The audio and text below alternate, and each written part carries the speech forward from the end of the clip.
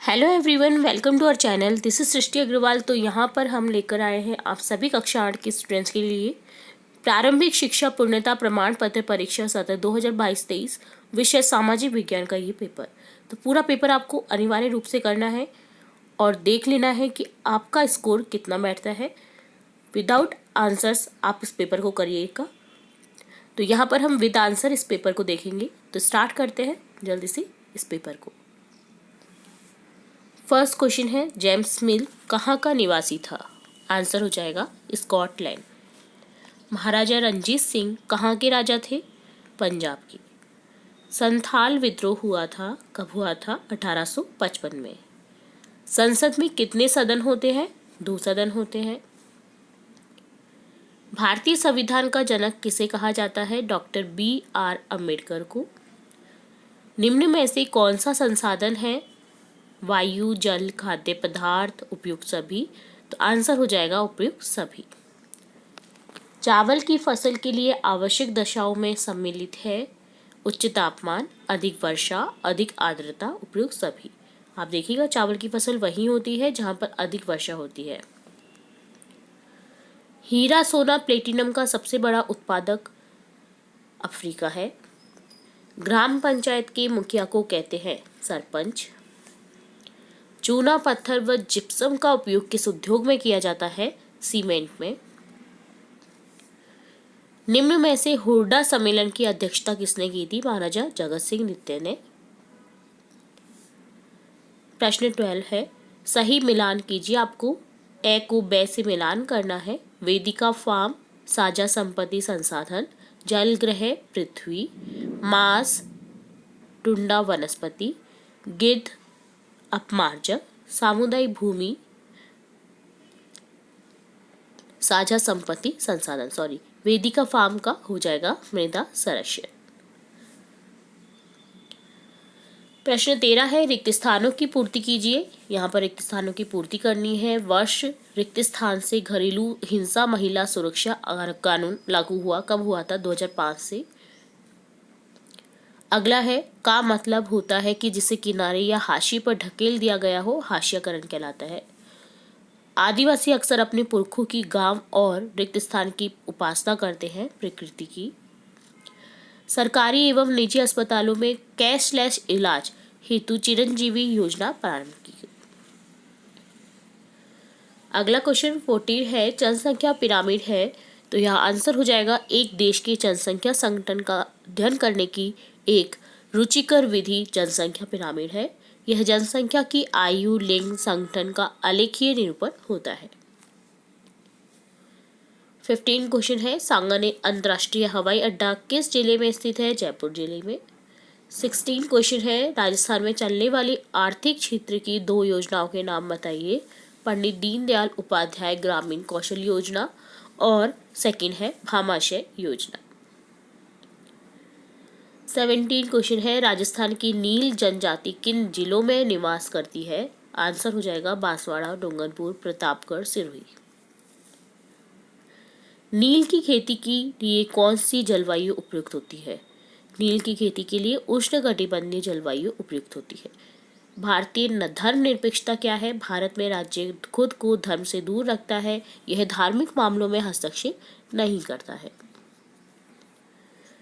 20 question है, स्वतंत्र न्यायपालिका क्या होती है? आंसर हो जाएगा स्वतंत्र न्यायपालिका से आशय है कि न्यायपालिका कार्यपालिका तथा विधान पालिका की दखल से स्वतंत्र है। साथ ही न्यायाधीशों की नियुक्ति तथा विमुक्ति में भी सरकार की अन्य शाखाओं का कोई स्थल नहीं होता। 21वां प्रश्न है, आपराधिक न्याय व्यवस्था में सरकारी वकील की क्या भूमिका होती है? आंसर हो जाएगा अदालत में सरकारी वकील ही राज्य का पक्ष प्रस्तुत करता है। सरकारी वकील को राज्य की ओर से अभियोजन प्रस्तुत करना होता है। उसकी जिम्मेदारी ये है कि वह निष्पक्ष रूप से अपना काम करे, वह ठोस गवाह व सबूत पेश करे। खनिज किसे कहते हैं? पेट्रोलियम को काला सोना क्यों कहा जाता है?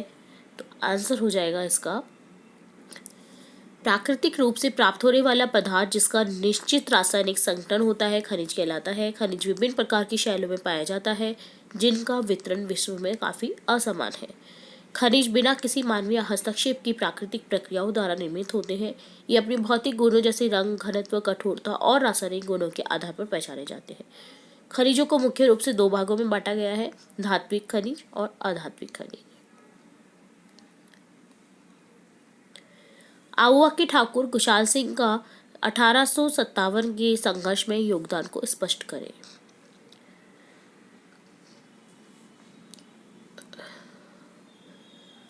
आहुआ के ठाकुर कुशाल सिंह का 1857 के संघर्ष में योगदान। आहुआ के ठाकुर कुशाल सिंह दिल्ली की ओर जाते अरिनपुरा के विद्रोही से मिले और इन सैनिकों को अपने साथ आहुआ ले गए। आहुआ में क्रांति का नेतृत्व ठाकुर कुशाल सिंह चंपावत द्वारा किया गया। ठाकुर कुशाल सिंह के नेतृत्व में यहाँ के सैनिकों ने 8 सितंबर 1857 ईस्वी को बिठोरा अथवा पाली में कैप्टन हीथ कोट व जोधपुर महाराजा तख्त सिंह की संयुक्त सेना को पराजित किया। 18 सितंबर 1857 ईस्वी को क्रांतिकारियों ने जोधपुर के पॉलिटिकल एजेंट मॉकमेसन को चेलावास के युद्ध में हराया और उसका सिर काटकर आहुआ के किले के दरवाजे पर लटका दिया।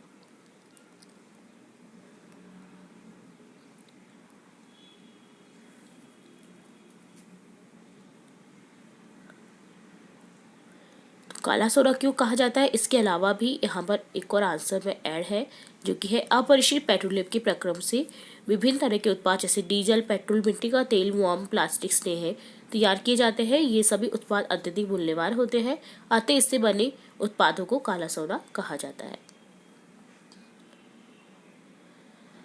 नेक्स्ट क्वेश्चन 24 है, मंगल पांडे कौन था? 1857 की क्रांति के प्रमुख नायकों के नाम लिखिए।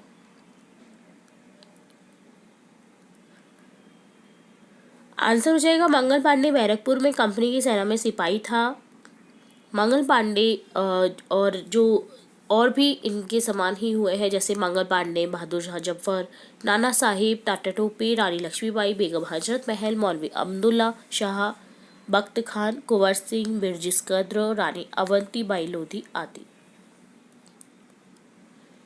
अगला क्वेश्चन 25 है, ज्योतिराव फूले की सामाजिक विचार तथा लड़कियों को स्कूल न भेजने के पीछे लोगों के पास कौन कौन से कारण होते थे? इन्होंने लड़कियों की शिक्षा का समर्थन किया। इन्होंने महाराष्ट्र में लड़कियों के लिए स्कूलों की स्थापना की। इन्होंने जाति व्यवस्था समेत सभी प्रकार की असमानताओं का विरोध किया। लोग निम्न कारणों से लड़कियों को स्कूल नहीं भेजते थे।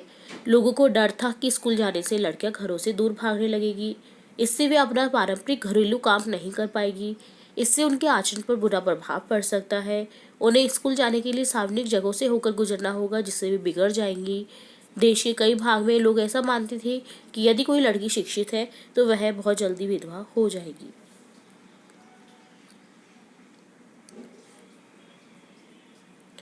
नेक्स्ट क्वेश्चन 26 है, नवीकरणीय अनवीकरणीय संसाधनों में अंतर स्पष्ट कीजिए। नवीकरणीय संसाधन वे प्राकृतिक संसाधन हैं जो शीघ्रता से नवीकृत तथा पुनः पूरित हो जाते हैं।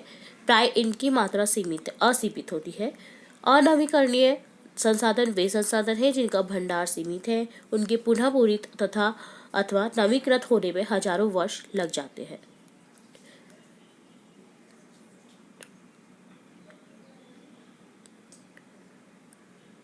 जलियांवाला बाग हत्याकांड पर लेख लिखिए। 13 अप्रैल 1919 के दिन रॉलेट एक्ट के विरोध में सभा करने हेतु कई लोग अमृतसर नगर की जलियांवाला बाग में एकत्र हुए। इस बाग में केवल एक ही निकास था। जनरल डायर ने बिना चेतावनी दिए इन निर्दोष नागरिकों को पर गोली चलाने का आदेश दे दिया। उन नागरिकों में महिलाएं, बच्चे भी शामिल थे। उनमें से सैकड़ों लोगों की मृत्यु हो गई थी। नगर में पहले से ही मार्शल लॉ लगा हुआ था। इस कानून का उल्लंघन करने वालों को सबक सिखाने के उद्देश्य से जनरल डायर ने 200 भारतीय तथा 50 अंग्रेज सैनिकों के साथ इस बाग में प्रवेश किया। उन्होंने निकास द्वार को बंद कर भीड़ पर अंधाधुंध गोलियां बरसाई, सैकड़ों लोगों को मार दिया।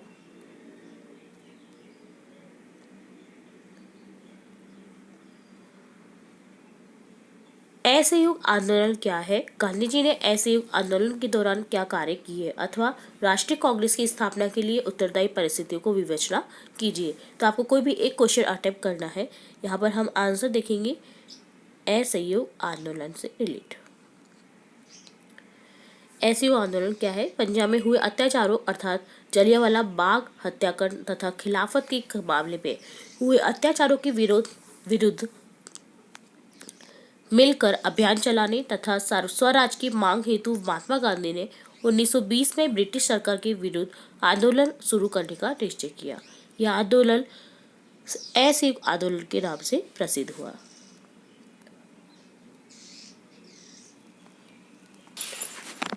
असहयोग आंदोलन के दौरान जो गतिविधियां थी वो देख लेते हैं। शीघ्र ही असहयोग आंदोलन पूरे देश में शुरू हो गया। 1921-22 के दौरान असहयोग आंदोलन को और गति मिली। हजारों विद्यार्थियों ने सरकारी स्कूल कॉलेज छोड़ दिए। मोतीलाल नेहरू, CR दास, C राज गोपालाचारी, आसफ अली जैसे बहुत सारे वकीलों ने वकालत छोड़ दी।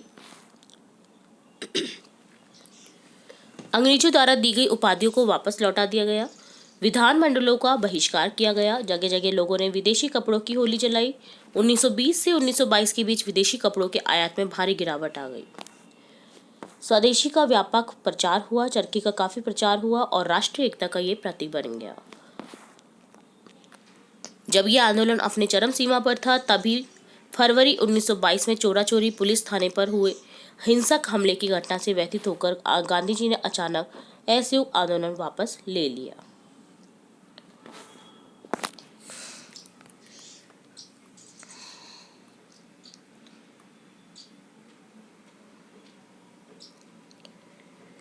नेक्स्ट क्वेश्चन है, जल उपलब्धता की समस्या को स्पष्ट करते हुए जल संसाधनों के संरक्षण के उपयोगों की स्पष्ट कीजिए। प्राकृतिक वनस्पति के वितरण का वर्णन कीजिए। कोई भी एक क्वेश्चन करना है तो यहाँ पर हम देखेंगे।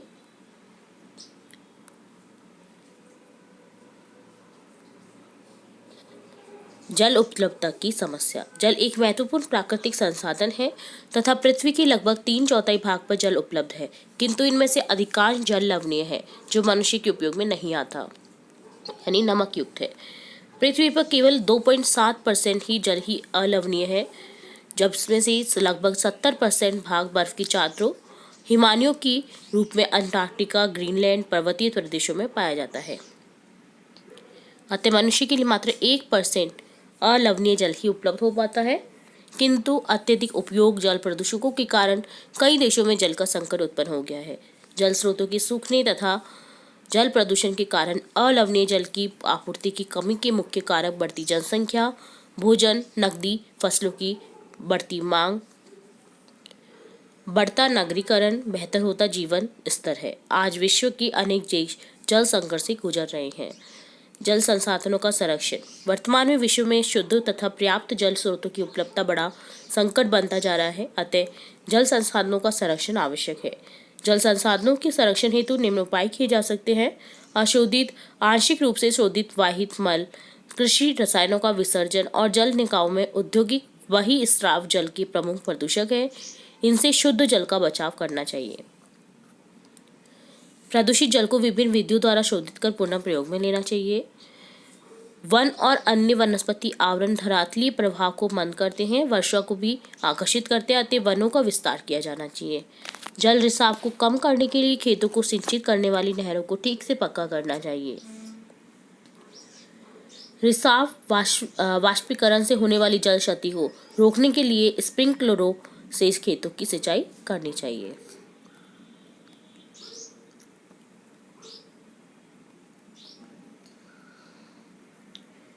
नेक्स्ट क्वेश्चन है, भारतीय संविधान के मुख्य लक्षणों की विवेचना कीजिए अथवा वाणिज्यिक कृषि और निर्वाह कृषि से आप क्या समझते हैं। कोई भी एक क्वेश्चन करना है तो यहाँ पर देखेंगे हम। निर्वाह कृषि इस प्रकार की कृषि कृषक परिवार की आवश्यकताएं पूरी करने हेतु की जाती है। निर्वाह कृषि को पुनः गहन निर्वाह कृषि और आदिम निर्वाह कृषि में विभाजित किया जा सकता है। गहन निर्वाह कृषि में अधिक श्रम संसाधनों से वर्ष में एक से अधिक फसलें बोई जाती है, जबकि आदिम निर्वाह कृषि में स्थानांतरित कृषि और जलवासी पशुचारण शामिल है। वाणिज्यिक कृषि क्या होती है? वाणिज्यिक कृषि में फसल उत्पादन, पशुपालन बाजार में विक्रय हेतु किया जाता है। वाणिज्यिक कृषि में वाणिज्यिक अनाज कृषि, मिश्रित कृषि और रोपण कृषि को शामिल किया गया है।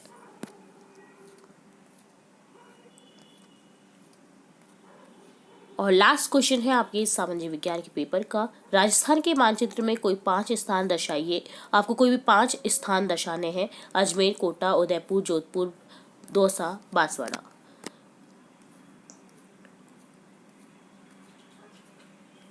तो यहाँ पर आपको इस तरह से दर्शा देना है जो भी आपको मानचित्र में बोले गए हैं। तो ये हमारे राजस्थान का मैप है जिसमें सभी जिले आपको दिखाई दे रहे होंगे, तो इन्हें आपको लर्न कर लेना है।